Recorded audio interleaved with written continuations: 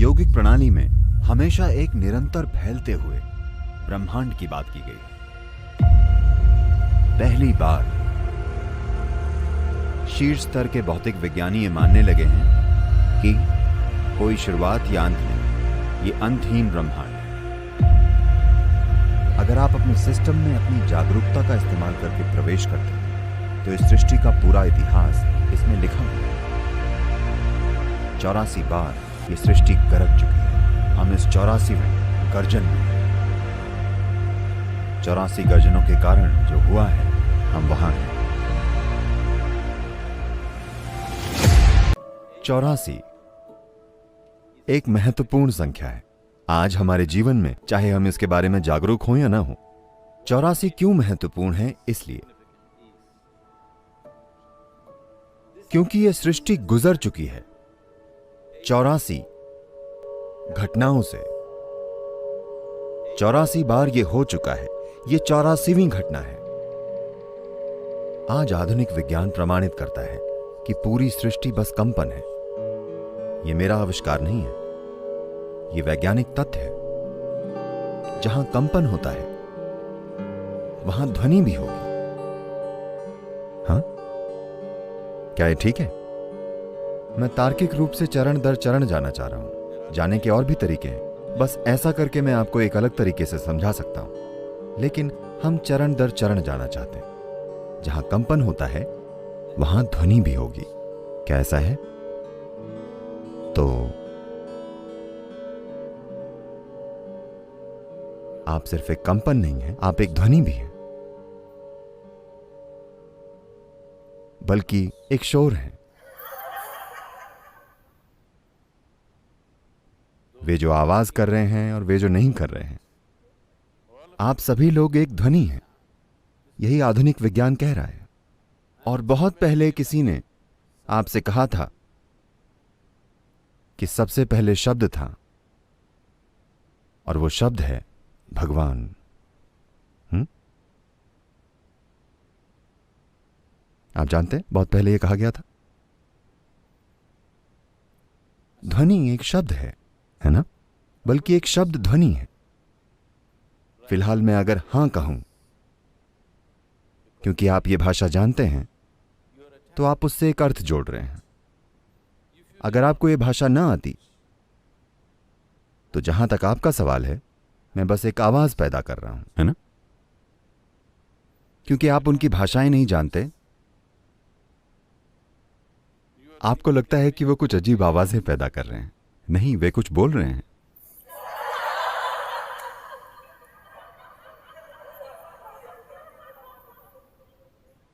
अगर मैं ऐसी भाषा में बोलूं जो आप नहीं जानते, तो आप स्वाभाविक रूप से सोचेंगे कि मैं कुछ अजीब आवाजें पैदा कर रहा हूं, है कि नहीं?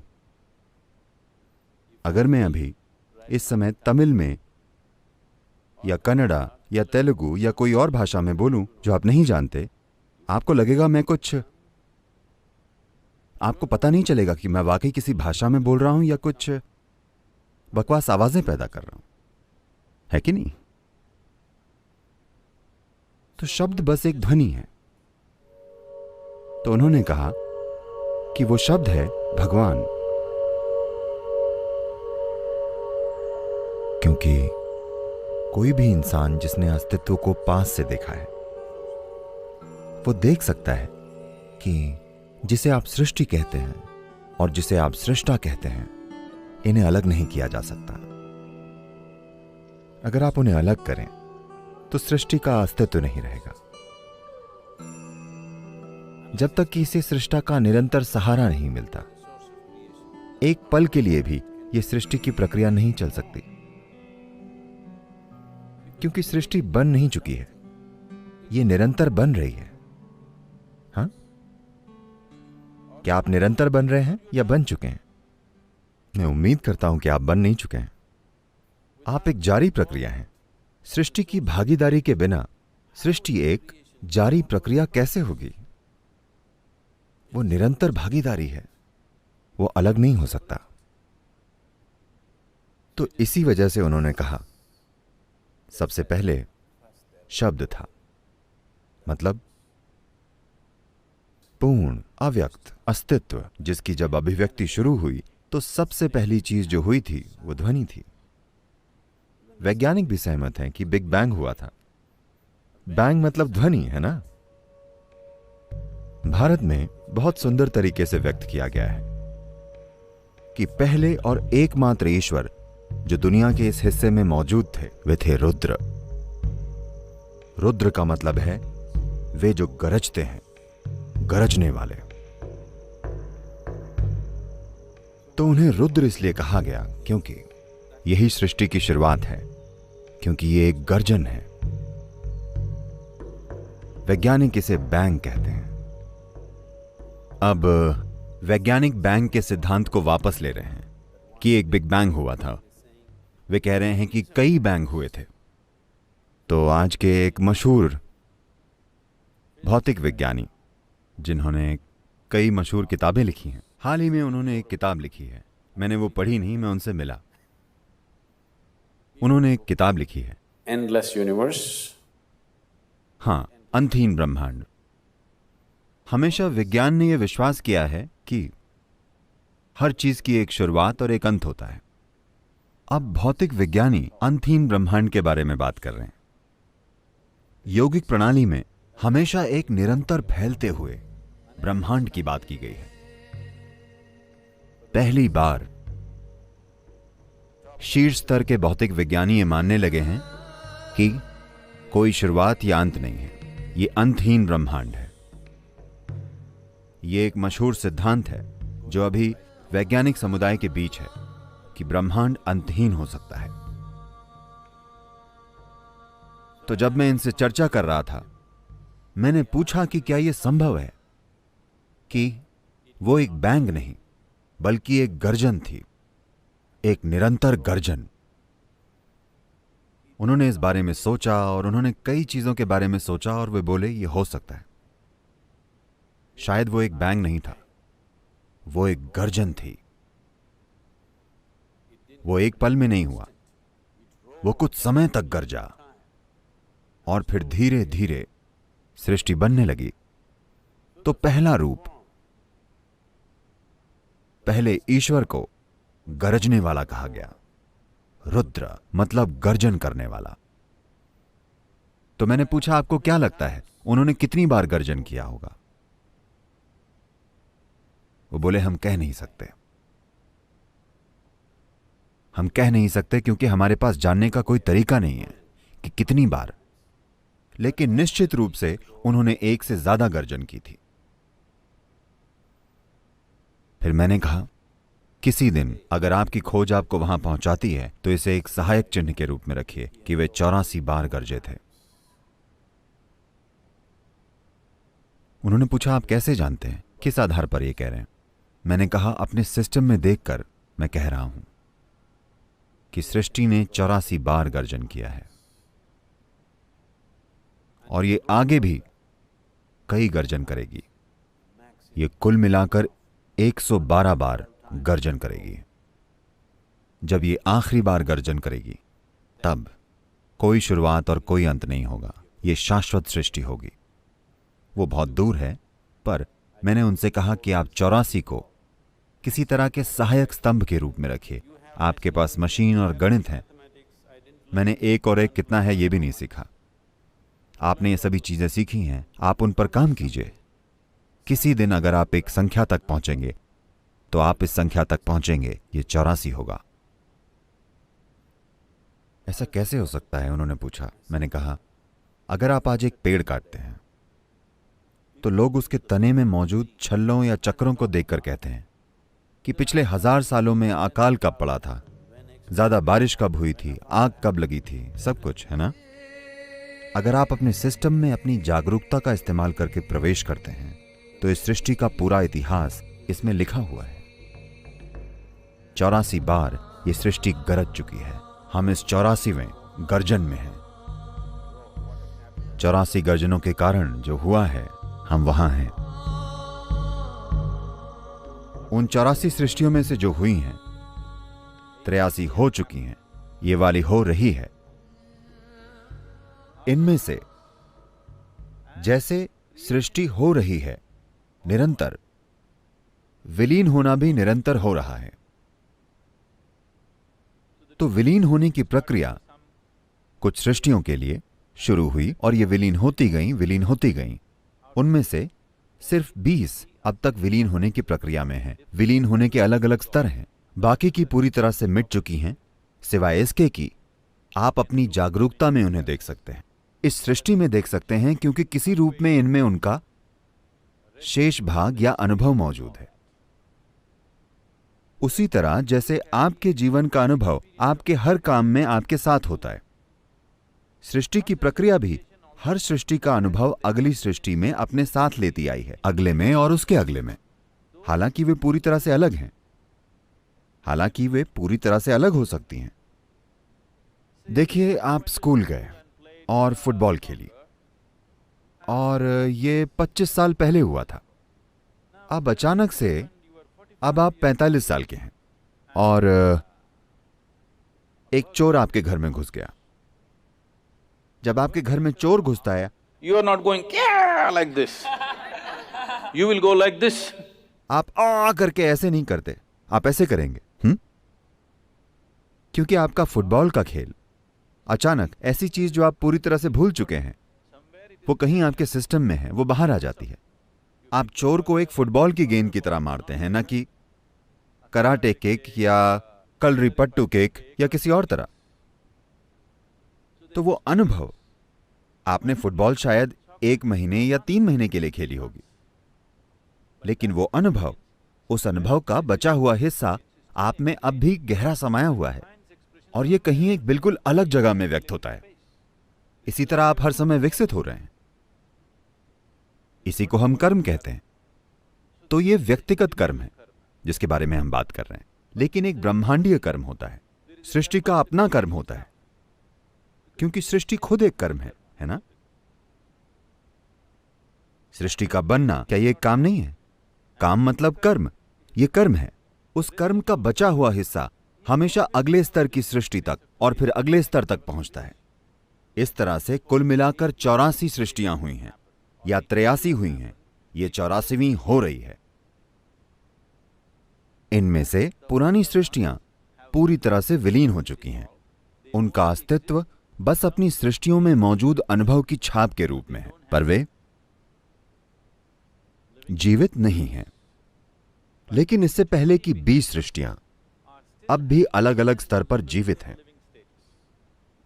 कुछ बहुत ही धुंधली हो गई हैं, कुछ प्रबल हैं, कुछ ज्यादा प्रबल हैं, कुछ लगभग असली हैं, जैसे ये है। ये लगभग ऐसी ही है, लेकिन ये विलीन होने की प्रक्रिया में है। वहां सृष्टि की प्रक्रिया सक्रिय रूप से नहीं हो रही है। विलीन होने का यही मतलब है। देखिए, फिलहाल आपके लिए मृत्यु का क्या मतलब है? जब आप बच्चे थे, जितनी नई कोशिकाएं आप पैदा कर रहे थे, मान लीजिए 1 साल में आप 100 अरब कोशिकाएं बना रहे थे। जब आप 35 के हो जाते हैं, यह थोड़ा कम हो जाता है। जब आप 45 के होते हैं, यह थोड़ा और कम होता है। 55 की उम्र में और कम होता है, 75 पर और भी कम। एक समय आता है जब आप जो पैदा करते हैं और जो मरता है उसकी संख्या नए से ज्यादा है। इसी तरह से बुढ़ापा आता है। सृष्टि के साथ बिल्कुल यही प्रक्रिया हो रही है। विलीन होना हर समय होता है, यहां भी विलीन होना हर समय होता है, लेकिन नई सृष्टि हो रही है तो यह पूरी ऊर्जा से चल रही है। यह नई सृष्टि धीमे पड़कर रुक गई, तो कुछ समय बाद, कुछ समय अंतराल के बाद यह बस कम होने लगी, सिर्फ विलीन होने लगी, और कुछ समय बाद सिर्फ याददाश्त की छाप है, जीवित छाप बिल्कुल नहीं है। तो इस अर्थ में सिर्फ 21 अब तक किसी रूप में मौजूद हैं। बाकी की बची हुई 63, जी हां 63 पूरी तरह से गायब हो चुकी हैं। ये आपको नहीं मिलेंगी, इससे फर्क नहीं पड़ता कि आप कैसे देखते हैं, लेकिन आप उन्हें अपने सिस्टम में याददाश्त के चिन्हों के रूप में देख सकते हैं, क्योंकि वो छाप, वो अनुभव अब भी यहां है। ये एक असली चीज है। बाकी सभी घटते क्रम के अनुसार सक्रिय है। इनमें दो हैं। इस सृष्टि में दो हैं। एक भौतिकता है जिसमें हर चीज की याददाश्त है। दूसरा है सृष्टि का स्रोत जो भविष्य का आधार है। आप या तो अपने अतीत को अपना भविष्य बनने दे सकते हैं। जब आप अपने अतीत को अपना भविष्य बनने देते हैं, हम आपको देखकर कहते हैं यह उसका कर्म है। जब हम कहते हैं वो उसका कर्म है, इसका मतलब है कि वो अपने अतीत को अपना भविष्य बनने दे रही है।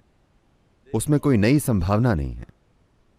यही बात है जब हम किसी को देखकर कहते हैं कर्म।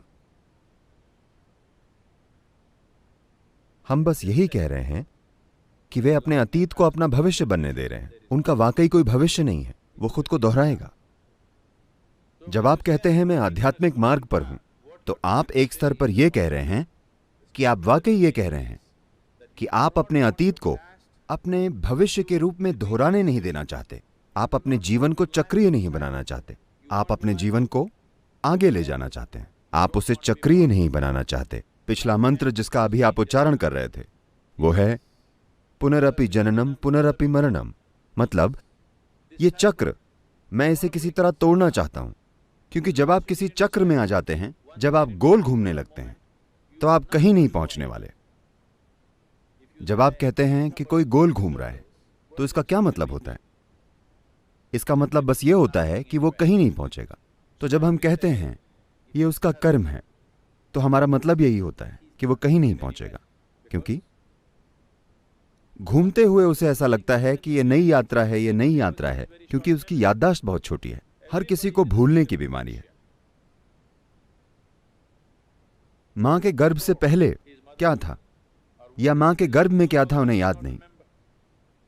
वे भूल जाने की स्थिति में है। इसलिए गोल घूमना नया लगता है, हर बार घूमकर नया लगता है। ये गोल घूमते जानवरों की तरह है। सर्कस में जानवरों को घुमाते हैं, ये बस वैसा ही है। भारत में विशेष रूप से योगिक संस्कृति में यह उदाहरण शायद कहीं योग सूत्र में ही है। ये वाला उदाहरण, उनकी तुलना तेल की चक्की के बैल से की जाती है। तेल की चक्की पर वे बैलों के साथ ये करते हैं, वे उनकी आंखों पर कपड़ा बांध देते हैं, उनकी आंखों पर कुछ बांध देते हैं, या फिर सब कुछ बांधकर बस इतना छोड़ देते हैं। और ये एक तेल की चक्की है, पर बैल सोचता है वो कहीं जा रहा है। जैसे आप ट्रेडमिल पर चढ़ते हैं और ऐसा लगता है कि आप कहीं जा रहे हैं, पर आप कहीं नहीं जा रहे हैं। यही कर्म है। तो ये आयाम जिसे आप अभी देख रहे हैं वो दो स्तरों पर है। एक हो चुका है, दूसरा हो रहा है। तो उनमें से 83 हो चुके हैं। अगर आप संख्याओं में बात करना चाहते हैं तो 83वां हो चुका है, पर अब भी हो रहा है। बचे हुए हिस्से के रूप में यह अब भी हो रहा है। आपका जन्म हो चुका है। क्या ये हो चुका है? जन्म हो गया है, पर अब भी हो रहा है ना? आपकी मृत्यु हो चुकी है, लेकिन अब भी हो रही है। आप समझे? आपकी मृत्यु तय है ना? यह पहले ही हो चुकी है। जिस पल आप पैदा हुए थे आपकी मृत्यु हो गई थी। मृत्यु की ओर आपका पहला कदम हो गया था, पर अब भी हो रहा है। आप इसके पूरे होने का इंतजार कर रहे हैं, या आप इसे टालना चाहते हैं, लेकिन यह हो रहा है ना? और यह पहले ही हो चुका है। तो आप में एक और आयाम है जिसका जन्म नहीं हुआ है, न ही मृत्यु होगी। अगर आप उस आयाम को छुएं, सिर्फ तभी आप में भविष्य जैसी कोई चीज होगी, वरना आपके पास बस कर्म है। कर्म मतलब आप अपने अतीत को भविष्य के रूप में दोहरा रहे हैं। आप शायद रंग बदल रहे हों, आप शायद तरीके बदल रहे हों कि आप उसे कैसे करते हैं, पर फिर भी वही चीज है, कुछ भी अलग नहीं है।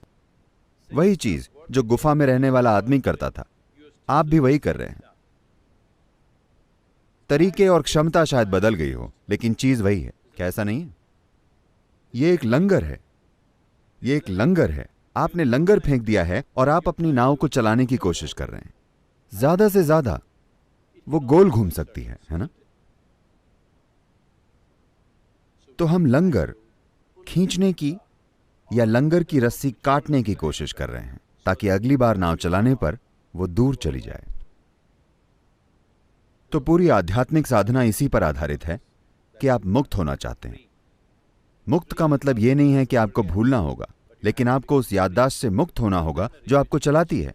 और यह याददाश्त सिर्फ आपके मन में नहीं, आपके शरीर की हर कोशिका में याददाश्त है। वंश विज्ञान और अन्य चीजों से यह हमारे लिए बिल्कुल स्पष्ट है कि आप में अपने पूर्वजों की याददाश्त है और आप आज भी उनकी तरह बर्ताव कर रहे हैं। आपकी नाक आज भी उनके जैसी है। आप देखिए, अगर आपने हाल ही में नाक की सर्जरी ना करवा ली हो, हाँ, There are many symbols. कई सारे प्रतीक हैं या शरीर में कई पहलू हैं जो स्पष्ट रूप से ये कहते हैं कि इन 84 सृष्टियों की याददाश्त अब भी आपके शरीर में मौजूद है। ये सृष्टि के हर परमाणु में है। तो आप उसे साफ करना चाहते हैं, आप उस याददाश्त को साफ करना चाहते हैं, क्योंकि ये याददाश्त आपको बांधती है। ये याददाश्त आपको जुड़े होने की भावना देती है, पर साथ ही साथ आपको बांधती है, आपको जाने नहीं देती। तो जब आप साधना करते हैं तो आप सब कुछ काटने की कोशिश करते हैं, क्योंकि काटे बिना, अपना लंगर काटे बिना आप आगे नहीं जा सकेंगे। तो ये याददाश्त मुझे क्यों रोके रखती है? इसी याददाश्त ने आपके शरीर को और आप जो अभी हैं उसे एक रूप और समग्रता दी है। इसके बिना, इस याददाश्त के बिना यह शरीर नहीं बनाया जा सकता। एक कोशिका के जीव की याददाश्त आप में हुए बिना, उस सारी जानकारी के विकास की प्रक्रिया से गुजरकर आपका रूप लिए बिना, उस याददाश्त के बिना यह शरीर एक रूप लेकर टिक नहीं सकता। तो याददाश्त आपकी दुश्मन नहीं है। बात यह है कि आपको उसे संभालना नहीं आता। आप उसमें समा गए हैं, यही समस्या है। आप उसमें समा गए हैं, अब आप उससे बाहर आना चाहते हैं। आप याददाश्त का इस्तेमाल करना चाहते हैं, लेकिन आप ये नहीं चाहते कि वो आपका इस्तेमाल करे। यही आध्यात्मिक साधना है कि आप एक भविष्य चाहते हैं जो आपके अतीत से अलग हो।